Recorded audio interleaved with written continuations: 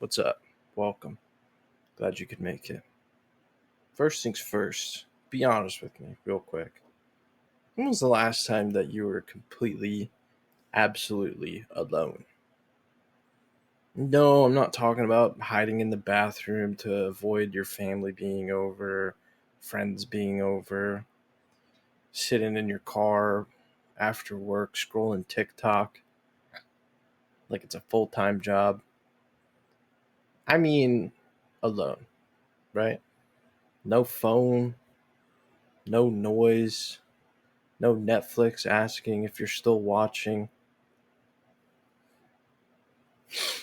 No TV. Just you. You and those weird little thoughts. Scary, right? But listen, hear me out. Being alone on purpose? That might be the single most underrated superpower we've got. And really, no one talks about it. So today, we're gonna we're gonna delve a little into that, right? On why it's not so bad to have some solo time. No, I don't mean someone that never interacts with anyone ever again, a hermit living in a van, get away from society. I mean, unless you want to, in which case I fully support you. Um, yeah, let's talk about the magic that happens when you're really alone. At first, I mean, it's awkward. Your brain just throws random thoughts at you, like, hey, maybe I should start a podcast. Do I have any friends, or I mean, are they all just being polite with me? What if birds really are government drones, right? But after a while, your brain chills out. It's like your thoughts finally get a chance to breathe without competing with memes and notifications. And once you're there, you're finally alone, you start realizing you've just been kind of living life on autopilot. Your anxiety isn't always yours, it's other people's expectations glued onto your forehead. And you might actually be kind of cool, or at least interesting in a weird gremlin like way. Bottom line, solitude is like defragging your brain. Yeah. But let's be honest. Most of us are low key kind of terrified of being alone, right? I mean, why? I mean, it's just you and your thoughts, right? And sometimes those thoughts are not the vibe. We've been conditioned by, our peers, society, things we read online, to think that being alone means being lonely, which is like saying a salad is the same as a burger because they both have lettuce. It just doesn't make sense, right? Solitude, it's intentional. Loneliness, on the other hand, is what happens when you miss your ex and you're listening to sad music at 2 in the morning while staring at the ceiling. We keep busy to avoid thinking, right? We binge watch shows that you don't even really like, or we reply to texts that we don't even want to. We stay in group chats that should have been deleted back in 2019. And why is that? It's because the silence makes us face ourselves. And for a lot of us, that's scarier than any horror movie that's came out. So let's fix it, all right? Here's how you can start being alone without losing your mind. Think of it as introvert boot camp, even if you're an extrovert. Listen, step one, take a walk. Yeah, outside. Yeah, no headphones. No, the birds aren't judging you. Just go out there and walk. Just notice stuff.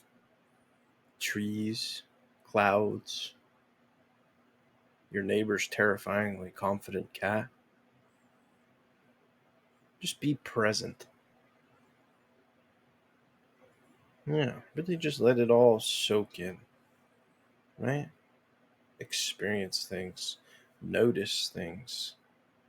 Things you probably wouldn't notice otherwise because you'd be too busy on your phone or whatever else. Or step two, just sit somewhere quiet. A coffee shop, maybe a park bench, your car, even. But remember, no distractions. Just you and those thoughts. Bonus points if you just stare dramatically off into the distance, like you're in one of those indie films. Another option, journaling. I mean, it doesn't have to be deep. You don't have to be a writer or anything. Just, put in, I hate mornings. Why do I crave tacos every Friday? Or even every Thursday? Am I the drama? Is it me or is it everyone else? You know? Just simple things, really. Just let your brain breathe. Or just go do something solo. Go to a movie by yourself. Go eat at a restaurant by yourself. Take a class, learn a hobby. Yeah, people are probably going to be interested, so maybe they take a gander, maybe they stare. But really, it's just because they wish they had the guts to do it too. Jealous that they're not a lone wolf like you. A cool, mysterious one, too. Alright, now here's where it gets good, right? Once you get past all that initial awkwardness, you'll find something weird and amazing in the solitude. You might realize that half your dreams were actually just other people's expectations that they've pushed upon you over the years in disguise. You'll discover, maybe how creative your brain can be when it's not being smothered by cat videos and stupid TikToks, huh? Maybe you'll actually start liking your company, right? The people around you start to notice things and embrace things. It's wild, I know. You might even say things like, you know what? I actually enjoy being alone. And your friends will look at you like you just joined a cult. They'll be really confused. You're not confused. You're not in a cult. You just leveled up. All right? You've just expanded into a horizon that they've yet to explore. Now, if you've listened this far, my challenge for you, sometime in the next week, spend, I don't know, an hour alone. No scrolling, no TikTok, no Googling how to not go insane while being alone. Just be, all right? Go for a walk, write in that journal. You can even stare at the ceiling dramatically, just as long as you're alone and in your own thoughts. Doesn't really matter to me. And I would appreciate it if you came back and told me how it went. Was it chill? Was it weird? Did you discover you've been living with unprocessed childhood trauma since age 7? Let me know. All right. Now, if this made you laugh, maybe ponder something, think a little harder than you normally would have, or maybe I made you reconsider your relationship with the silence, hit the like button. All right, subscribe, and maybe share this with someone else. Yeah. Until next time, go be alone. It's not weird. It's evolution. All right. Now, peace out, you beautiful, introverted little butterfly.